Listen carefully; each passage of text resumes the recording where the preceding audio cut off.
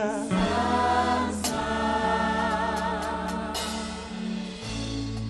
Il est digne de gloire et de louange, et je chante. Alléluia. Je louerai. Je louerai l'agneau de Dieu assis sur le trône.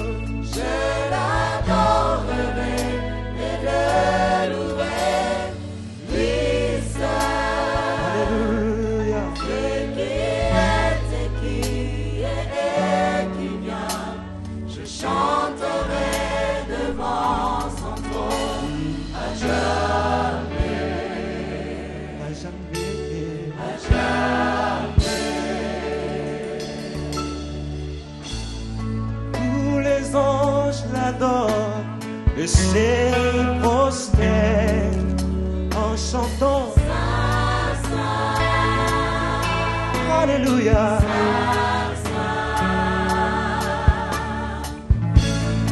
Nous le peuple choisi, nous t'adorons en disant Jésus, je louerai. Je louerai l'agneau de Dieu assis sur le trône. Je l'adorerai.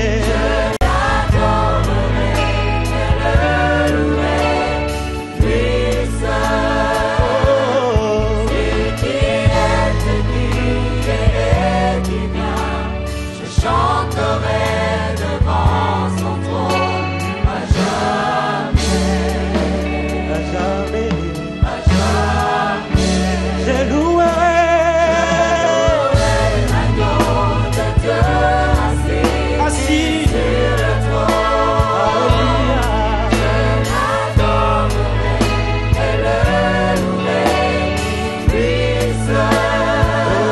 Celui qui est et qui vient, je chanterai devant son trône à jamais, À jamais. à jamais.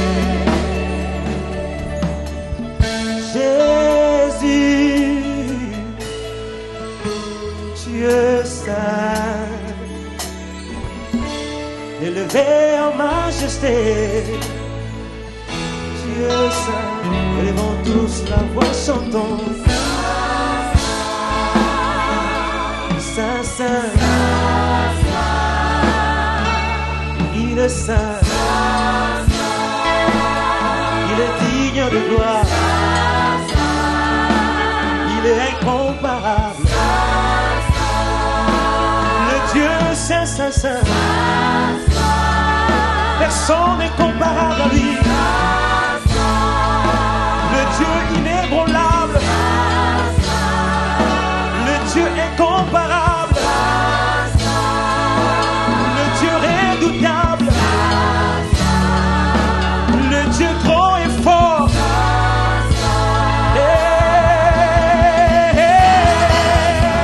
Il est saint, il est saint Seigneur, il est saint Jésus.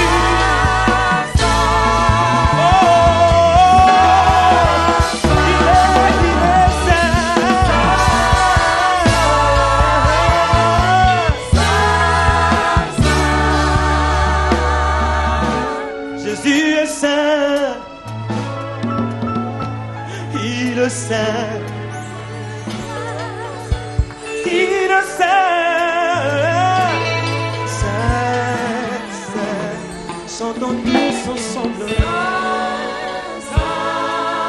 Il est saint, il est saint, le Dieu saint, quand il dit il accomplit, le Dieu fort et puissant,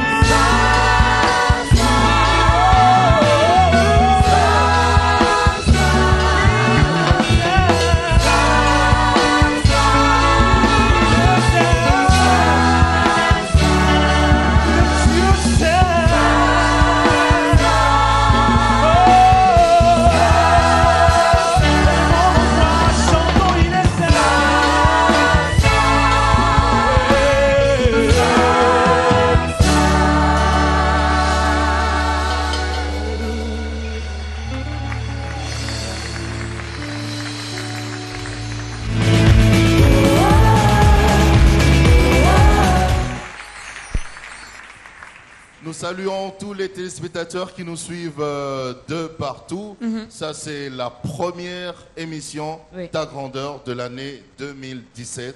Shalom, maman Dorcas. Shalom, tonton. Je vois que depuis 2016, tu n'as pas trop changé. C'est bon. Ah, c'est vrai, hein? Oui, c'est bien. Ah, c'est bien. Gloire à Dieu. Donc, Dieu n'a pas changé, alors, mais il m'a transformé. Il y a quand même des choses qui ont changé sur le plan spirituel. Ah, c'est bien, c'est bien, c'est bien.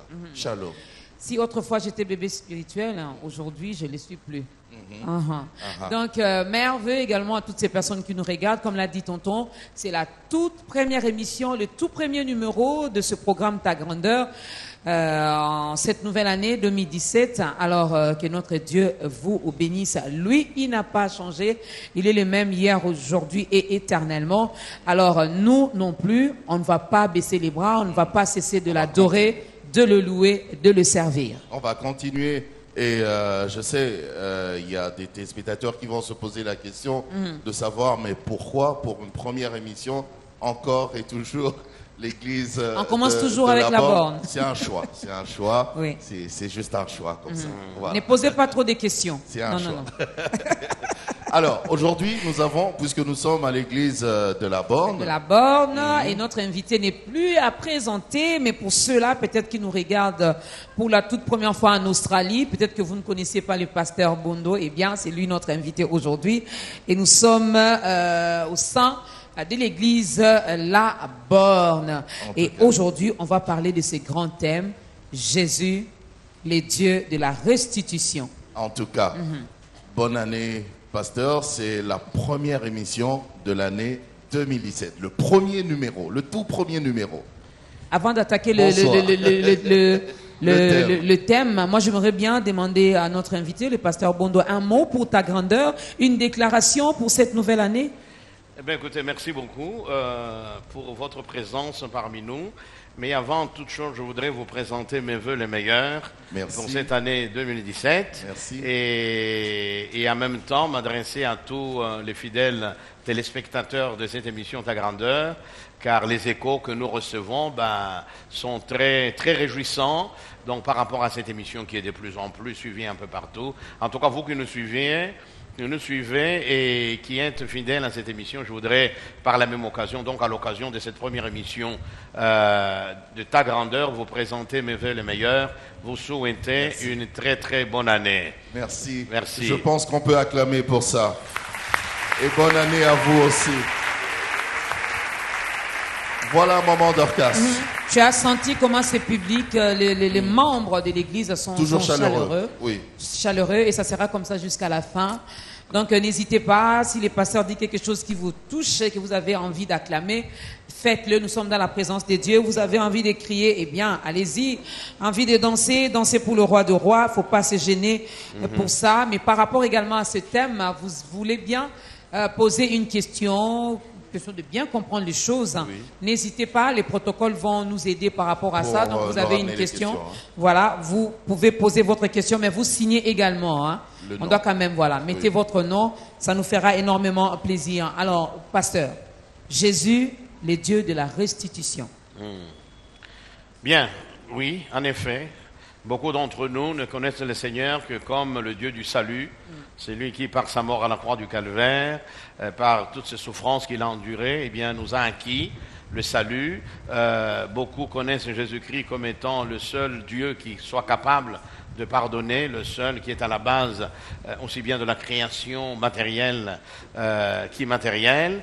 Mais j'ai voulu attirer l'attention de chacun de nous sur un autre aspect, un autre pan de la révélation biblique qui nous présente le Seigneur Jésus comme étant le seul qui a les moyens, le seul qui soit capable d'aller donc chercher ce qui nous a été volé pour nous les restituer, pour nous les rendre.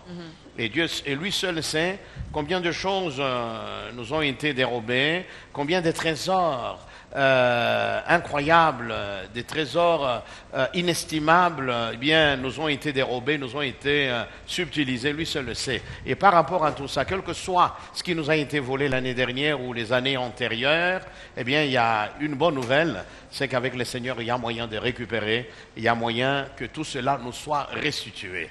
Donc voilà un peu donc une des raisons qui qui m'ont amené à pouvoir attirer l'attention de chacun de nous sur cet aspect-là.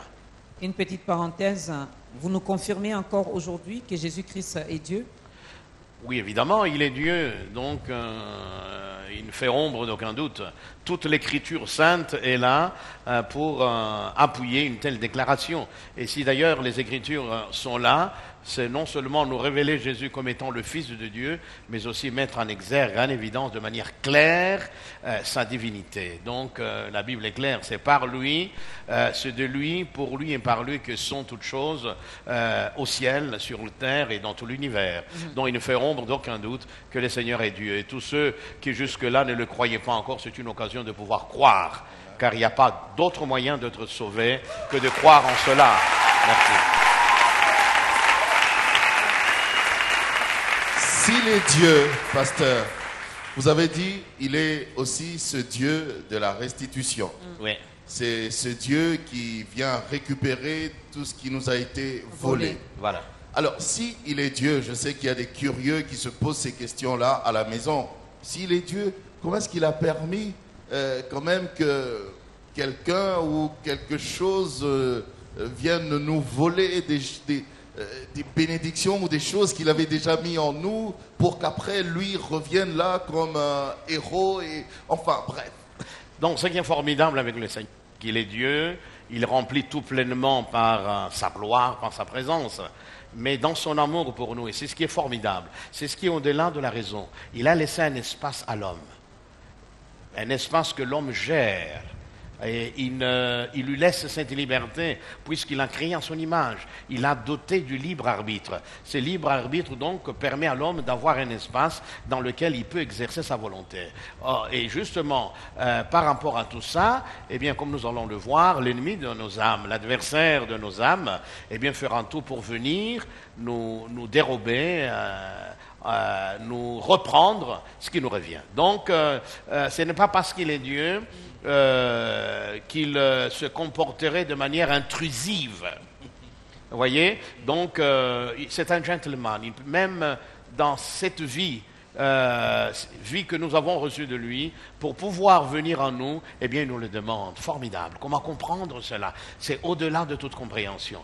Et il nous dit, voici, je me tiens à la porte, je frappe. Celui qui dit ça est celui qui est à la base de la vie qui nous anime, non seulement sur le plan biologique, non seulement sur le plan spirituel, mais même au-delà. Et ce propriétaire ultime de cette vie, eh bien, s'abaisse en nous. Et pour pouvoir entrer dans notre vie, il nous demande, c'est formidable, ça dépasse tout entendement. Voilà, c'est pas un dictateur. Alors, quelle est l'explication que la Bible donne à ce mot restitution? Voilà, d'abord, ce mot ne se trouve pas que dans la Bible. Dans la Bible. C'est un mot que nous trouvons dans notre vocabulaire en ce qui concerne la langue française. Donc nous l'utilisons couramment. Et peut-être avant de continuer, il est peut-être important que nous puissions définir un tout petit peu ce que nous entendons par restituer. Parce qu'il est toujours important de savoir quel sens nous donnons au mot si nous voulons comprendre toute l'idée, voilà, tout à fait tout autour. Il faut savoir que le mot restituer a plusieurs sens, mais il y a deux sens qui nous intéressent en particulier lorsque il est question de parler du Seigneur comme étant le Dieu de la restitution. Le premier sens du verbe restituer, c'est rendre à son propriétaire légitime. Voilà. Donc il y a quelque chose qui a été pris à quelqu'un. Et après, on le lui rend. On les lui restitue. Donc, voilà le premier sens. Il s'agit de rendre quelque chose qui a été dérobé, qui a été subtilisé, qui a été cambriolé, à son propriétaire légitime. Celui à qui revient le droit de posséder la chose. Le deuxième sens, c'est non seulement rendre à son propriétaire légitime, mais restituer, c'est aussi remettre en son état premier. C'est ainsi qu'on parle, par exemple, de restituer une toile de peinture dans sa première mouture. On parle de restituer, par exemple, un écrit dans sa langue d'origine. Donc, c'est restituer en son état premier. Donc voilà. Donc ce sont ces deux sens-là qui vont nous intéresser tout au long de cette émission et qui vont nous permettre de comprendre en quoi le Seigneur peut nous restituer ce qui nous revient légitimement, mais aussi en quoi il peut restaurer, il peut remettre quelque chose en son état premier. Si on peut parler d'un état premier, donc cela veut dire que l'état actuel, c'est un état qui a été tronqué, c'est un état qui n'est... Voilà. Donc voilà les deux sens sur lesquels je vais attirer l'attention de chacun de nous, deux sens que j'aimerais que nos téléspectateurs et tous ceux qui sont là ce soir puissent avoir à l'esprit. En tout cas, et qui est-ce qui a volé? Qu'est-ce qu'il a volé? Très bien. Ça nous amène tout de suite au cœur de notre thème, en effet. C'est une chose de savoir que Jésus est le Dieu de la restitution. Ça n'est une autre de savoir, s'il y a restitution, c'est qu'il y a eu au préalable un vol. Et, que ce soit un vol à la tire, que ce soit un cambriolage, que ce soit toute autre forme de vol, que ce soit une arnaque ou une escroquerie, il n'en demeure pas moins que c'est un vol. Donc, s'il doit y avoir restitution, c'est qu'il y a eu... malheureusement, un voleur qui est passé par là. Il y a eu vol ou déformation aussi. Oui, tout à fait. Donc, avant de parler des choses qu'on nous a volées, qu'on peut nous voler, de choses de nature à intéresser la convoitise de certains, j'aimerais d'abord parler du voleur. Voilà, on commence d'abord par le voleur. Dans l'allégorie du bon berger que nous trouvons dans Jean chapitre 10 et dans les premiers versets, et plus précisément au verset 10, le Seigneur nous révèle non seulement la nature de Satan, mais aussi sa vocation. Que nous dit-il dans ce passage? Il nous dit en effet que le voleur ne vient que pour voler et tuer et détruire. Donc, par cette simple assertion, par cette simple parole de la part du Seigneur, eh bien, il décline la nature de notre adversaire, à savoir Satan, à savoir le diable. Donc, sa vocation, voyez-vous, il est là pour nous voler de choses qui de droit nous reviennent. Il est là pour détruire. Il est là, excusez-moi, pour tuer. Donc, le voleur dont il est question, c'est le diable. Dès le départ, déjà dans le jardin d'Éden, il s'est illustré, nous voyons tout de suite sa vocation être manifestée. Quand il approche l'homme et la femme, Adam et Ève, nos ancêtres, eh bien par une séduction qu'il maîtrise parfaitement, avec un langage plus que charmant, il est arrivé, hélas, à voler à l'homme et à la femme la dignité qu'ils avaient dans le jardin d'Éden. Il est arrivé à leur voler l'autorité, la domination qu'ils avaient reçue de la part du Créateur. Vous voyez? Et depuis, et à travers toute l'Écriture, et l'histoire des nations est là, l'histoire de l'humanité est là pour nous rappeler, eh bien cet esprit a toujours agi